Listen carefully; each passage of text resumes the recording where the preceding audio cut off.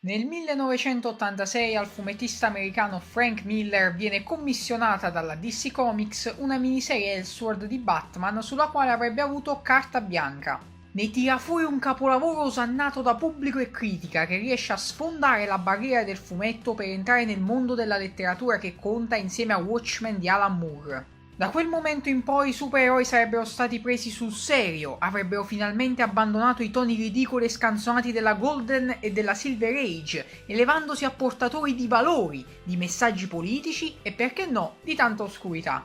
Dopo questo successo, Miller avrebbe continuato a sfornare capolavori su capolavori, come Batman Anno 1 e Devil Rinascita, per poi giungere ad una svolta significativa del suo stile negli anni 90 con Sin City. Lì il suo amore per l'hard boiled, la violenza scellerata e l'utilizzo di una gabbia non convenzionale che già avevamo apprezzato nel suo Daredevil raggiungono l'apice. Il colore aveva lasciato spazio al bianco e nero rigidissimo e solo occasionalmente si ripresentava sotto forma di sangue o vestiti attillati. Questo era un nuovo Frank Miller che qualcuno all'epoca etichettò come definitivo, ma nessuno poteva sapere che la bomba era alle porte. L'11 settembre 2001 ci fu il tragico attacco alle Torri Gemelle. L'America era nel panico, mai prima di allora si erano ritrovati un così devastante attacco in casa. Mai prima di allora si era sentito così tanto il bisogno di eroi. Frank Miller fu richiamato alla DC per rimettere mano al suo Batman in un seguito di quel Cavaliere Oscuro che ormai risaliva a 15 anni prima. Lui aveva percepito il bisogno di eroi del popolo americano, preparando quello che a conti fatti era il loro ritorno in pompa magna.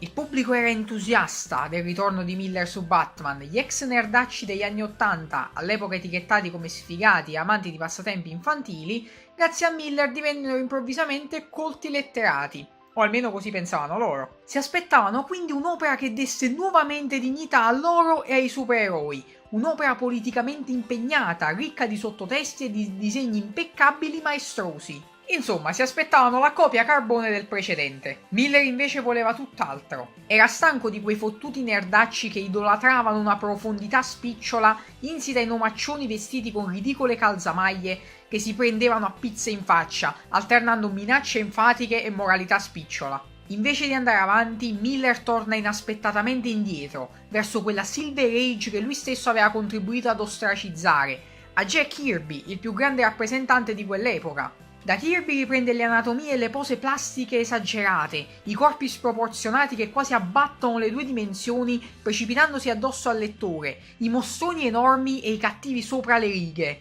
Ma Miller non rinuncia alla sperimentazione, anzi, portando all'apice il suo stile sintetico e potente riesce ad inventare un modo nuovo di fare fumetto, alternando classico e moderno in una miscela epilettica e sconcertante. Ciò gli è possibile attraverso una reinvenzione totale della tavola. Manda totalmente a fare in culo la griglia a 9 di Alan Moore e Steve Ditko per creare scene d'azione quanto più efficaci possibili, con composizioni estrose in cui le vignette sono racchiuse dentro silhouette di personaggi su sfondi a volte surreali e a volte vaporwave. Ancora una volta Miller si affida ai colori di Lynn Varley, dandole carta bianca in modo tale da creare un'opera visivamente potente che sfondi le barriere della logica e del plausibile, che distrugga le certezze costruite da lui e dai suoi colleghi negli anni '80. Dal punto di vista grafico ci troviamo senza ombra di dubbio di fronte al fumetto più sperimentale di sempre, capace di portare l'estetica pop dei supereroi anni 60 ad un livello inconcepibile per chiunque. Per quanto riguarda la storia, anche qui Miller stravolge tutto, imbastendo una trama fatta di complotti politici,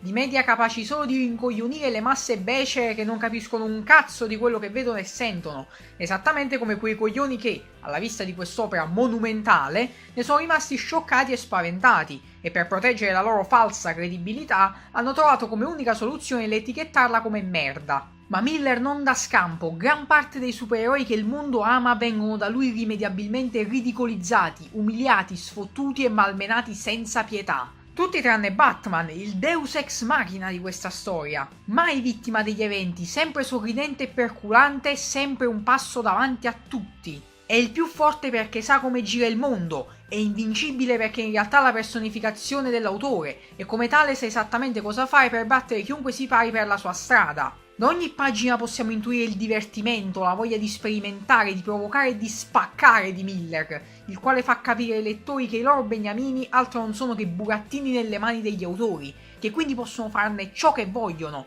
e loro, piccoli omuncoli che li idolatrano alla stregua di gruppi religiosi, non possono farci nulla.